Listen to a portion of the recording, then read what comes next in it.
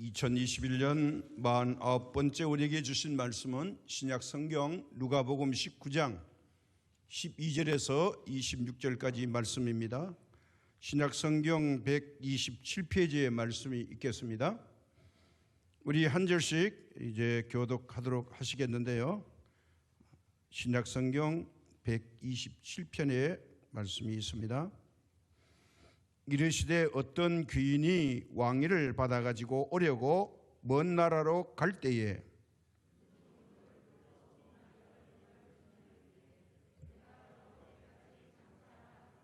그런데 그 백성이 그를 미워하여 사자를 뒤로 보내어 이르되 우리는 이 사람이 우리의 왕됨을 원하지 아니하나이다 하였더라.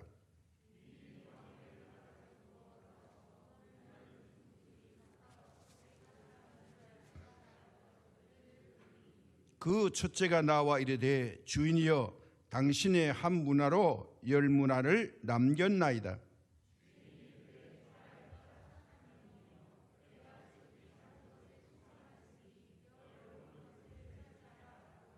그 둘째가 와서 이르되 주인이여 당신의 한 문화로 5문화를 만들었나이다.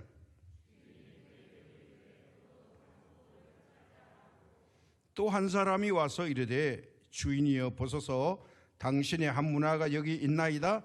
내가 수건으로 사 두었었나이다.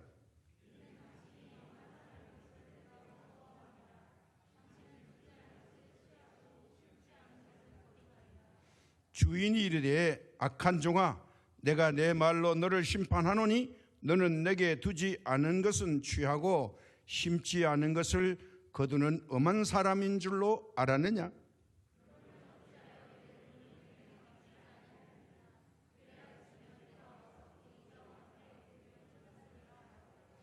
곁에 섰는 자들에게 이르되 그 한 문화를 빼앗아 10문화 있는 자에게 주라 하니 함께 말씀 읽습니다.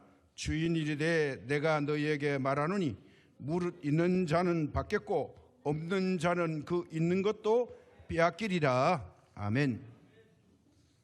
우리가 인생을 살아가면서 언젠가는 결산할 날이 오게 될 것입니다. 그 결산할 날을 미리 예금하고 점검해 보지 않으면 급격히 마지막 때가 오면 당황하고 황당하게 맞이할 수밖에 없습니다. 이틀 전에 이런 보도를 보았습니다. 오미크론 코로나 변이가 생겼는데 이것이 최초로 목사 부부였다. 뉴스의 초점이었습니다. 그것은 인천에 있는 어떤 대형 교회다. 이렇게 보도해서 이걸 5일 동안이나 숨겼다. 보도를 보니까 이게 교회가 문제투성인 것처럼 이렇게 호도하는 뉴스를 봅니다. 이걸 이름하여 이제 사실 체크는 안 하고 팩트 체크는 없고 그냥 기자가 자기가 멋대로 쓰는 기사에 많은 독자들이나 시청자는 현혹당합니다. 또 5,000명이 넘는데 교회의 목사 부부가 제공을 했다. 안 그래도 우리가 조마조마한데 예배의 방해꾼이 되는 그런 기사를 내보냈습니다. 언론을 보니까 이게 사실을 제대로 보도하지 않았습니다. 이 목사님은 한국 사람이 아닙니다. 우즈베키스탄 국적을 가진 40대의 목사입니다. 부인 사모님이 한국 사람입니다. 문제는 안 그래도 조마조마한데 5,000명이 넘어가는데 여기에 핵심적인 포인트가 목사 부부라는 것 때문에 사회의 지탄을 받게끔 유도하는 겁니다. 문제는 뭐냐면 5일 동안 이 문제를 숨겼다는 겁니다. 정직하게 공항에 입국해서 어떻게 갔다는 걸 이야기했으면 괜찮은데 이걸 숨겨가지고 5일이 지나버리고 나니까 고만 이 사람이 양성인데다가 또 아이까지 감염이 되고 교회에 가서 예배를 드리니까 1부, 2부 예배에 800여 명이 감염돼서 이게 일파만파가 돼버리는 겁니다. 그 어떻게 갔냐 그랬더니 감염 방역하는 택시를 타고 갔다. 이게 거짓말이에요. 나이지리아 국적의 목사님이 이 우즈베키스탄 목사님하고 아마 친구가 아닌 것 같은데 이분이 제공하는 자가용을 타고 집으로 갔는데 이게 방역 택시를 타고 갔다고 거짓말을 한 거예요. 그리고 5일이 지나서 조사를 해보니 들통이 난 겁니다. 그러니까 방역 당국이 발칵 뒤집어졌죠. 기자는 이때다 싶으니까 교회를 이제 헐뜯기 위해서 자초지종은 없고 목사 부부가 이렇게 5일 동안 거짓말해서 방역에 문제가 있도록 유도를 했다. 일반인이 볼 때는 이게 참 교회가 믿지 못할 겁니다. 거기다가 목사라는 사람이 부부가 이렇게 한다는 것, 이게 윤리와 도덕적으로 용납이 안 되죠. 우리 교인들은 사회적으로 더 높은 이 윤리를 요구받는데 거기다가 목사라는 사람들이 사모님과 함께 거짓말을 했다? 누가 들어도 이거는 이상한 겁니다. 왜 거짓말을 했는지는 모르겠습니다만은 이럴 경우에는 어떻게 했다는 걸 이야기를 해줘야죠. 5일 동안에 이 만난 사람과 접촉한 사람이 너무나 많은 거죠.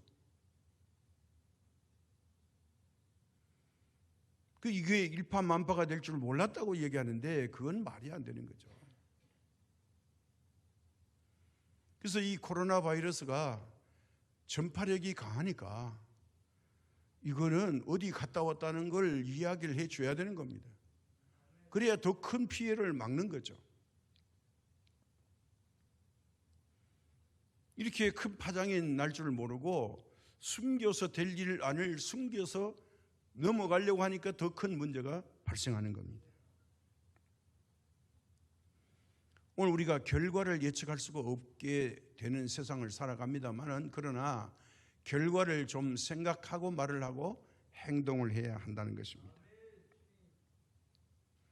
오늘 본문의 내용은 예수님께서 이제 이번에 예루살렘에 올라가시면 마지막 유월절을 지키게 됩니다. 그래서 오늘 본문의 내용을 보면 예수님께서 마지막 유월절을 지키기 전에 미래에 일어날 일에 대해서 미리 세 종류의 사람이 있다고 말씀해 주는 겁니다. 그래서 이 본문의 말씀을 근거해서 우리가 12월 31일 날 성구 영신 예배로 한 해를 마감하는 게 아니라 12월 첫 주에 이 마지막 남은 한 달을 좀 결산해 보는 의미로서 오늘 제목을 결산이라고 정해봤습니다. 예수님이 오늘 저와 여러분을 보시고 누구라고 인정하실까요? 그거야 목사님, 내가 교회에서 갖고 있는 목사 직분이 있죠. 아무개 집사죠. 아무개 장로죠. 아무개 권사죠. 무슨 부서에 내가 선생님이죠. 내가 찬양 대원이죠. 교회에서 맡은 우리 역할의 분담, 직분이 많이 있죠. 이거 말고요. 이런 직분 말고 예수님이 나를 누구라고 보시느냐, 이겁니다. 너는 누구냐고 물어보시면 여러분께서 뭐라고 자신 있게 주님 저는 이런 사람이에요. 그렇게 답할 수 있을까요? 이런 분들은 결산 체크를 가지고 사는 사람들이겠죠. 그런데 대개다는 그런 결산은 마무리할 자료를 갖지 못하고 있다는 거예요. 내게 아직 시간이 많다고 생각합니다. 2021년 1월 1일 우리가 신년 예배를 드리고 나서 벌써 11달이 지나가고 12월을 맞이해버렸어요. 순식간에 마감할 날이 온다는 거예요. 우리가 주님 앞에 나를 어떻게 보실까? 이 질문을 하면서 본문에 등장하는 세 사람을 우리가 살펴보면서 나는 이 세 사람 중에 누구를 가장 많이 닮았는가? 자신을 발견하는 은혜를 가지시는 축복의 시간 되시기 바랍니다. 13절과 14절에 이런 말씀이 있어요. 이르시되 어떤 귀인이 왕위를 받아가지고 오려고 먼 나라로 갈 때에 그 종 열을 불러 은하 열 문화를 주며 이르되 내가 돌아올 때까지 장사라 하니라. 그런데 그 백성이 그를 미워하여 사자를 뒤로 보내어 이르되 우리는 이 사람이 우리의 왕됨을 원하지 아니하나이다 하였더라. 이렇게 말하고 있습니다. 14절에 뭐라고 말씀하는 거니? 우리의 왕됨을 원하지 않습니다. 왕위를 받아가지고 오겠다는데 왕이 받아가지고 오는 걸 원하지 않는다. 의외로 이런 사람이 상당히 많았다는 거예요. 예수님이 우리의 왕 되는 걸 싫어합니다. 이런 말씀이에요. 이 사람들은 하나님도 알고 예수님도 알고 성령님도 압니다. 그래서 더 살아갈 것도 없이 일할 기간도 주지 말고 바로 하나님의 나라 왕국이 속히 이루어지기를 바랐습니다. 그렇게 되니까 제자들끼리도 내가 더 높다. 하나님의 나라가 예수님의 나라가 선포되면 내가 예수님의 오른쪽 왼쪽에 앉을 거야. 틈만 나면 다퉜습니다. 오늘 누가복음 19장 1절에서 10절까지는요.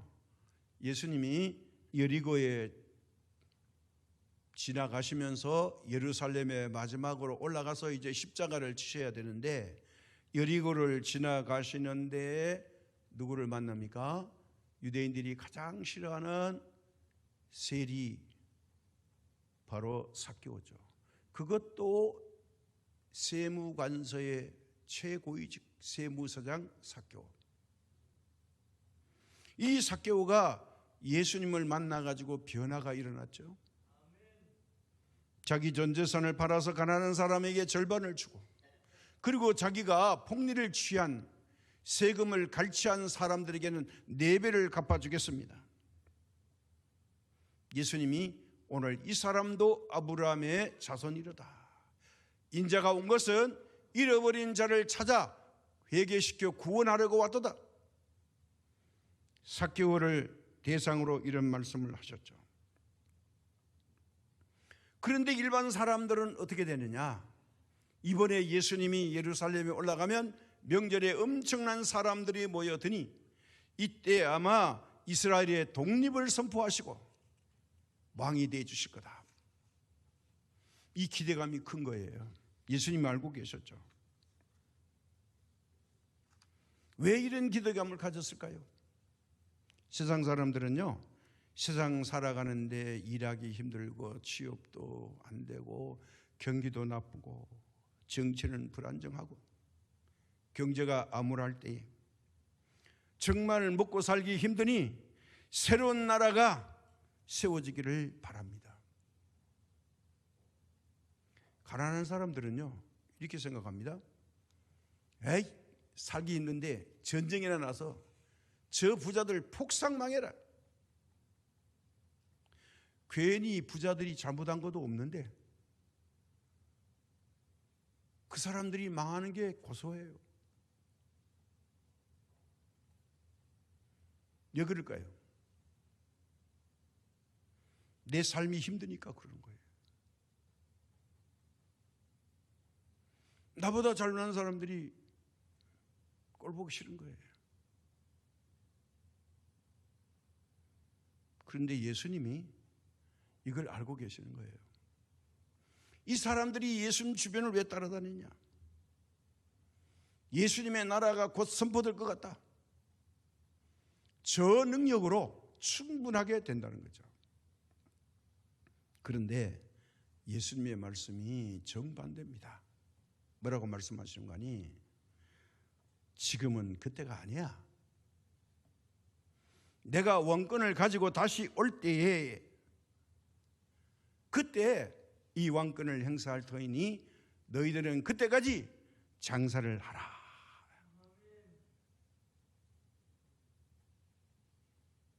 자, 이 말에 맞서는 사람들이 있습니다. 뭐예요? 예수님이 우리에게 은혜 베풀어 주시고 도와주시고 다 좋습니다. 그런데 왕이 되는 건 싫습니다.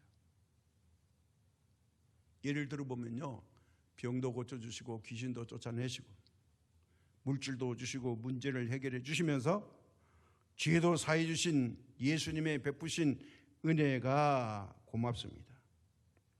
거기다가 죄인인 나를 주인처럼 섬겨주시고 우리를 돌봐주시고 사랑해 주신 은혜 너무너무 고맙습니다. 예수님을 위해서 우리를 보시고 야, 나를 위해서 죽어라. 예수님 위해서 대신 죽으라고 요구도 하지 아니하시고 거꾸로 예수님이 나를 위해서 죽으셨다는 거. 얼마나 고맙고 감사합니까? 그럼에도 불구하고 예수님이 나의 왕이 되는 것은 원치 않습니다. 왕이 되면 내가 종이 되어야 하니까. 주인처럼 살고 싶다는 거예요.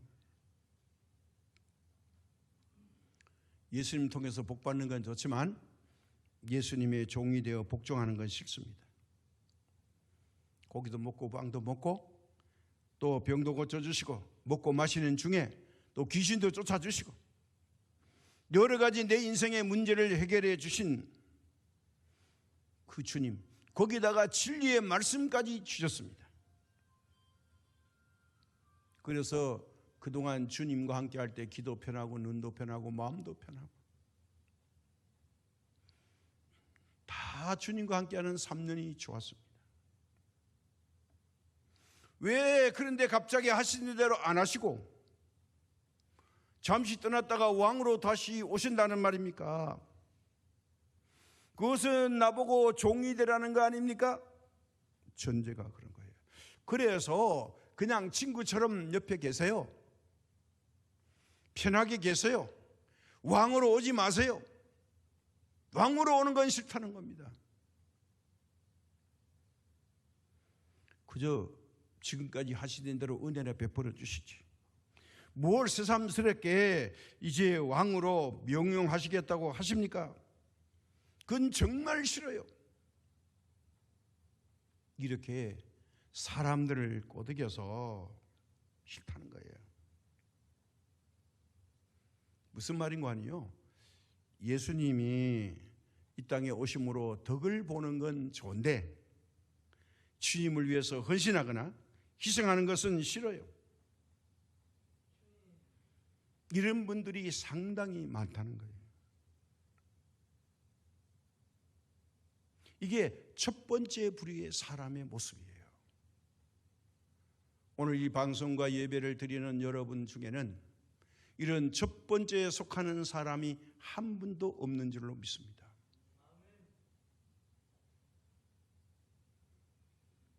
두 번째 사람이 나옵니다. 어떤 사람일까요? 이제 우리가 주목할 필요가 있습니다. 16절에서 19절의 말씀입니다. 그 첫째가 나와 이르되 주인이여 당신의 한 문화로 열 문화를 남겼나이다. 주인이 이르되 잘하였도다 착한 종이여 내가 지극히 작은 것에 충성하였으니 열 고을을 권세를 차지하라 하고 그 둘째가 와서 이르되 주인이여 당신의 한 문화로 다섯 문화를 만들었나이다. 주인이 그에게도 이르되 너도 다섯 고을을 차지하라 하고 이제 주인이 왕권을 가지고 다시 돌아오니 10사람에게 한 문화씩 줬습니다. 한 문화는 100달란트입니다. 그러니까 이 금액을 주고 맡겼는데 주인이 왕권을 받아가지고 돌아오니 사람들이 드디어 나와서 자기 고백을 합니다. 첫 번째 사람은 결산을 하게 되는데 자기가 한 그대로 주인에게 말했더니 너는 10고을을 다스리라. 두 번째 사람이 말합니다. 저는 5문화를 만들었습니다. 그래? 수고했어요. 5고을을 다스리세요.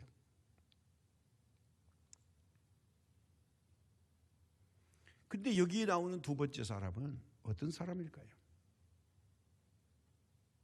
그동안 받은 은혜가 크니 이제 그가 무슨 죄가 있다고 하나님의 아들이시면서 우리의 종처럼 오셔서 나를 위해서 죽으시고 섬겨주시고 나의 심각한 문제를 해결해 주시고 나의 병도 고쳐주시면서 나를 죄로 말미암아 영원히 죽어야 할 이 사망의 그늘에서 나를 값도 없이 건져주신 은혜를 베푸시니 살다가 이런 일도 다 있는가 생각을 해보니 은혜 중에 은혜라는 거예요.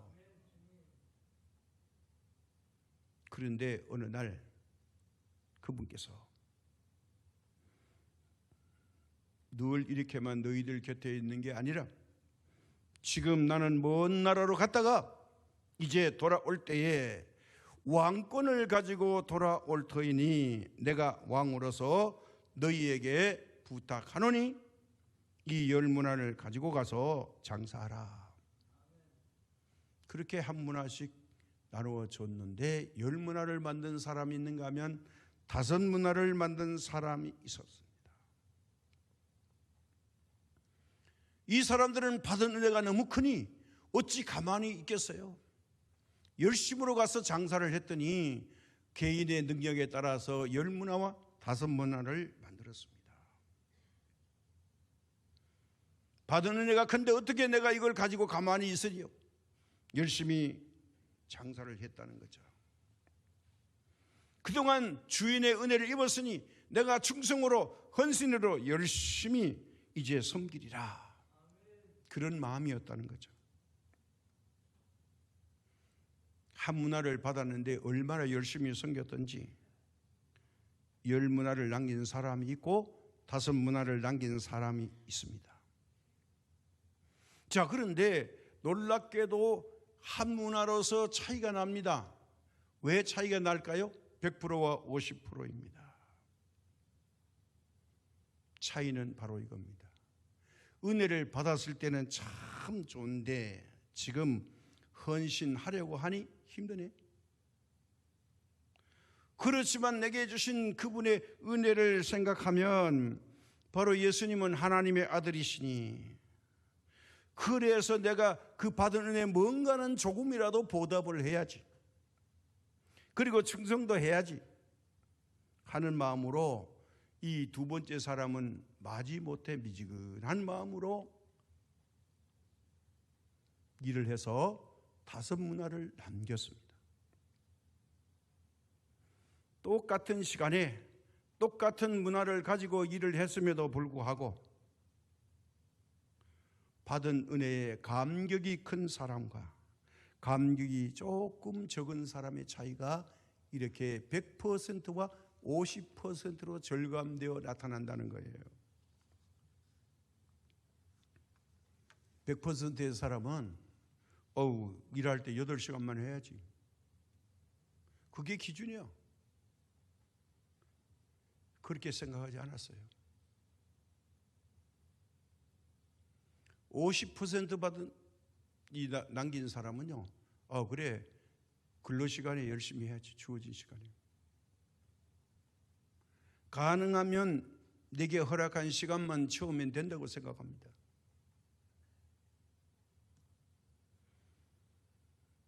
그래서 50%의 결과가 나왔어요. 잘한 거죠. 그런데 열문화를 남긴 사람은 달랐어요. 아니, 한 문화를 맡긴 거 너무너무 감사한데 어떻게 다른 사람이 8시간 하는 동안에 내가 똑같이 해? 그러면 똑같은 결과가 나올 테니 나는 은혜를 감사해서 50%를 더 해야지. 이 사람은 12시간을 일을 합니다.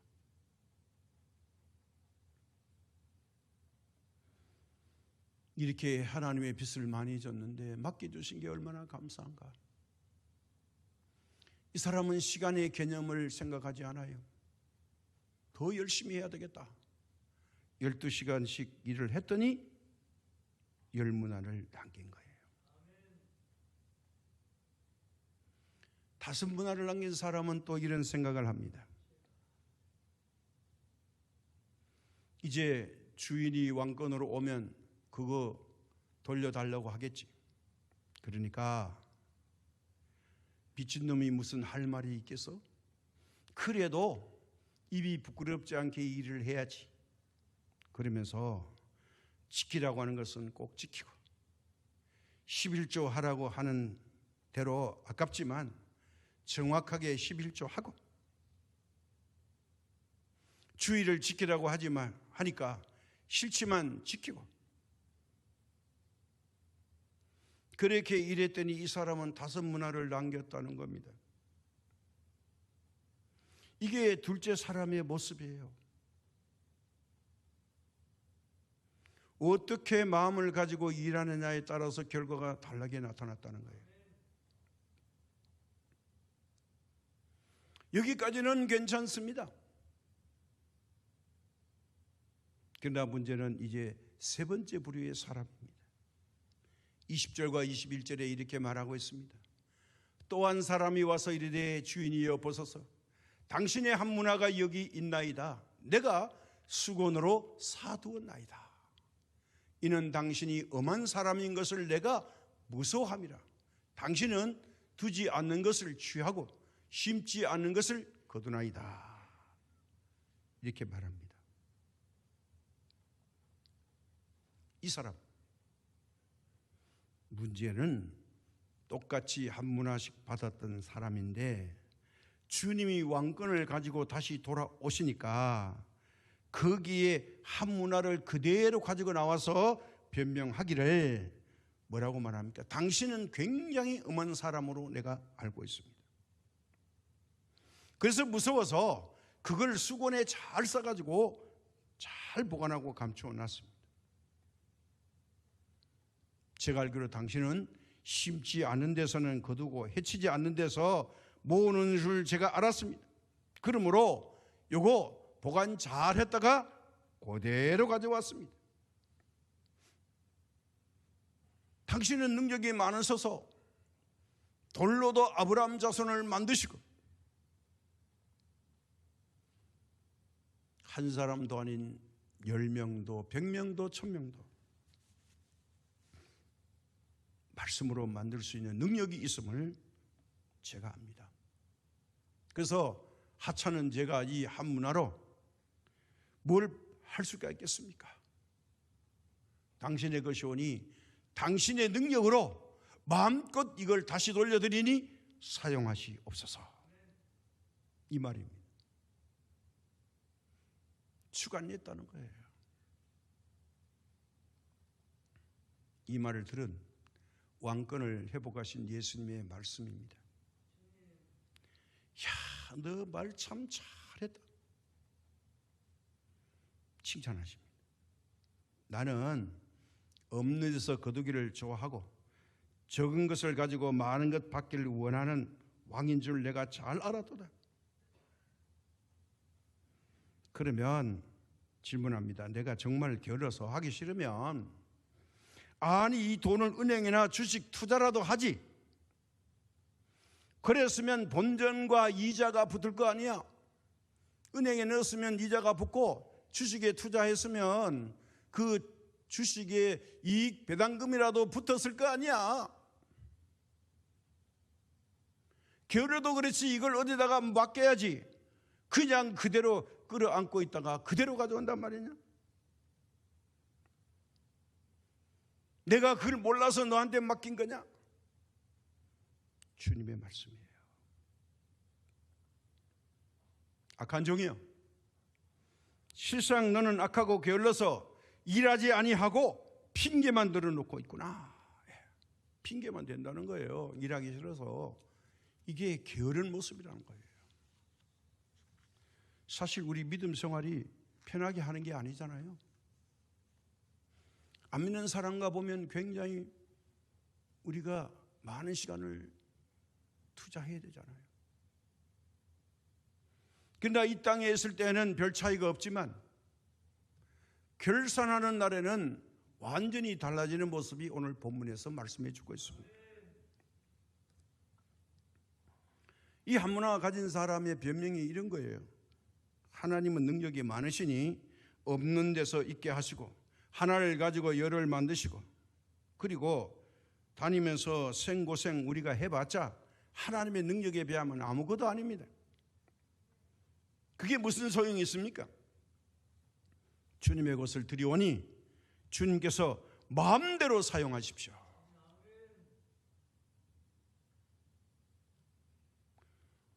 제가 알기로는 예수님이 빵 5개로 5,000명 먹이고 빵 7개로 4,000명 먹이시고 물길을 걸어오시고 또 구약에서는 반석에서 샘물이 터지고 광야에 나와서 이제 사람들에게 메추라기를 먹여주시고 밤에는 불기둥, 낮에는 구름기둥으로 보호하시고 홍해도 갈라주시고 어마어마한 능력을 행하시는 주님이신데 하나님 아버지가 이걸 하시면 저보다 1000배, 10,000배, 억배 더 잘하시는데 저 같은 게 뭐 얼마나 할 수 있겠습니까? 이런 말이에요. 하나님의 능력이 훨씬 크십니다. 저보다 훨씬 잘하십니다. 우리가 이렇게 말하면 어우 저분 믿음이 참 좋으시네. 그래 맞아, 하나님이 전능하셔. 얼마나 믿음이 좋아 보이는지 모릅니다. 야, 믿음 있기 때문에 저런 말을 하시는 거야. 그러나 정작 이 한문화 가진 사람이 하나님을 참 위대하게 만들어 드린 것 같아요. 높여주신 것 같아요. 전혀 틀린 말은 아니었습니다. 그러나 여기서 주님의 생각이 어떠했느냐 하는 거예요. 이게 키포인트예요. 그래? 그렇게 알았다면 왜 그대로 가져왔냐? 남겨서 가져와야지. 앞서 두 사람은 다 남겨서 가져왔잖아. 그런데 너는 왜 그대로 가져왔냐?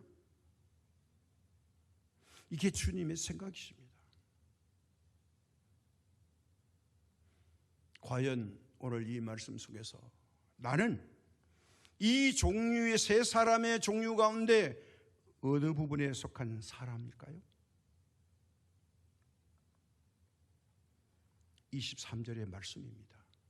그러면 어찌하여 내 돈을 은행에 맡기지 아니하였느냐? 그리하였으면 내가 와서 그 이자와 함께 그 돈을 찾았으리라. 이 사람의 계변을 예수님이 전공을 찔러주시는 거예요. 얼마나 무서운 말입니까? 우리가 지금도 주여 주여 하면서 기도하고 입술로 고백합니다. 아마 예수님을 우리의 왕으로 모시는 일에 다 능하신 분인 줄로 믿습니다. 그러나 최종적인 결산을 해봐야 한다는 거예요. 우리 인생의 최종의 결산은 반드시 있습니다. 우리는 인생을 살면서요, 한 달의 결산이 있고, 일주일의 결산이 있고, 1년의 결산이 있고, 더 나가서 우리 인생의 결산의 날이 있습니다. 이 결산의 날을 피해갈 사람은 한 사람도 없습니다. 다 결산의 시간이 다가옵니다. 서두에 말씀드린 대로 왜 12일이 왔는데 아직도 결산의 준비를 못하고 있다면 12월 첫 주에 우리가 2021년 결산을 한번 미리 체크해보는 지혜의 은혜 받은 사람들 되시기를 주님의 이름으로 축복합니다. 결산을 해보니까 한 사람은 비극인데 두 사람은 이렇게 주님이 말씀으로 위로해 주십니다. 그 말씀이 어디에 있을까요? 바로 24절과 26절에 있습니다. 곁에 섰는 자들에게 이르되 그 한 문화를 빼앗아 10문화 있는 자에게 주라 하니 그들이 이르되 주여 그에게 이미 10문화가 있나이다. 주인이 이르시되 내가 너희에게 말하노니 무릇 있는 자는 받겠고 없는 자는 그 있는 것도 빼앗기리라. 믿음 있는 사람이 믿음의 행동은 또 보너스로 더 받지만 없는 사람, 게으른 사람은 결과적으로 그 있는 것도 빼앗긴다는 거예요. 이게 엄청난 말이에요. 어떻게 사는지는 하나님과 우리 자신밖에 몰라요. 제3자가 잘할 수 없는 일들입니다. 믿음이 드러나 보이는 것 같은데 사실은 믿음은 포장되기가 쉬운 겁니다. 사랑하는 여러분, 내가 믿노라 믿노라 하면서 행함이 없는 믿음은 죽은 것이라고 야고보서가 말하고 있습니다. 그래서 오늘 이 시간에 우리가 이 말씀을 생각하면서 혹시 내가 한 문화의 사람이 아니었을까? 한번 점검해 봐야 합니다. 아니면 내가 받은 은혜가 너무 감사해서 하나님 앞에 열심히 믿음으로 살아가고 있는가?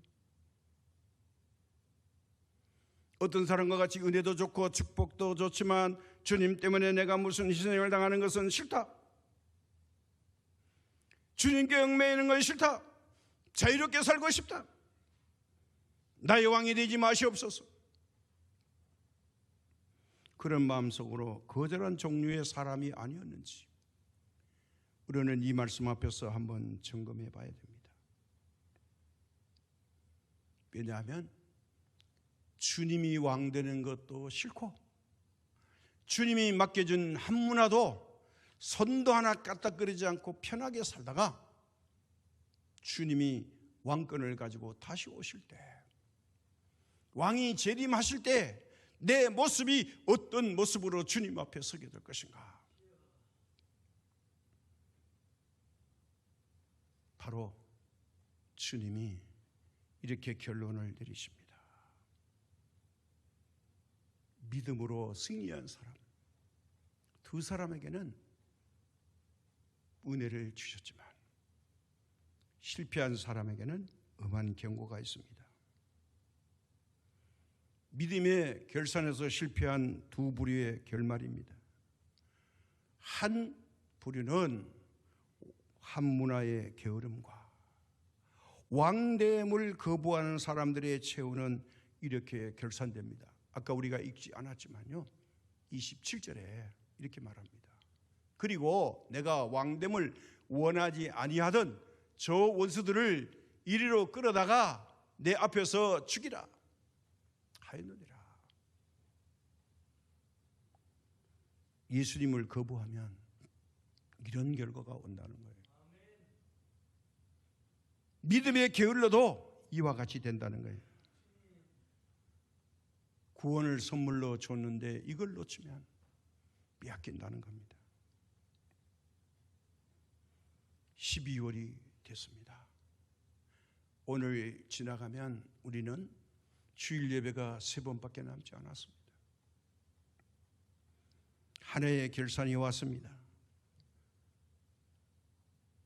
우리 인생의 결산의 시간이 가까이 왔습니다. 2021년이 서서히 저물어 갑니다. 나의 인생의 결단과 나의 믿음의 결산은 지금 어디까지 와 있습니까?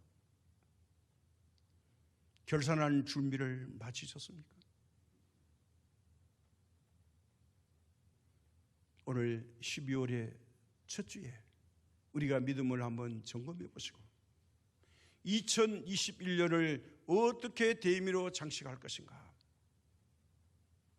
첫 주를 시작하시면서 잘 결산하시고 2022년을 새롭게 맞이하는 믿음의 주역들 되시기를 예수님의 이름으로 축복합니다. 하나님 아버지, 오늘 우리에게는 엄숙한 시간 12월의 첫 주에 신앙의 결산과 인생의 결산을 해보고자 합니다. 누가복음 19장 11절에서 27절의 말씀 가운데 주님이 우리에게 주신 그 경고의 말씀을 엄중히 받아들여서 우리가 어떻게 신앙생활하고 있었는지를 한번 점검해 보면서 주님이 원하는 것을 감당할 수 있는 이 시대에 믿음의 사람들 되기를 원합니다. 우리 주변을 위협하는 이 코로나 바이러스가 우리의 마음을 흔들어 놓으려고 합니다. 주님 앞에 있으면 주님이 보호하시고 인도하시고 지켜주시고 우리를 하나님의 날개 아래 품어주실 줄 믿사오니 시편 91편의 말씀처럼 2021년을 잘 보낼 수 있도록 도와주시옵고 이 코로나 바이러스가 다 하나님 잠재워지게 하시고 우리가 기쁨으로 하나님께 예배드리는 그 시간을 회복시켜 주시옵소서. 오늘 말씀으로 받은 은혜 잘 간직하여서 인생의 결산의 날에 하나님께 영광 돌리는 믿음의 주인공들 되도록 도와주옵소서. 예수님의 이름으로 기도드립니다. 아멘.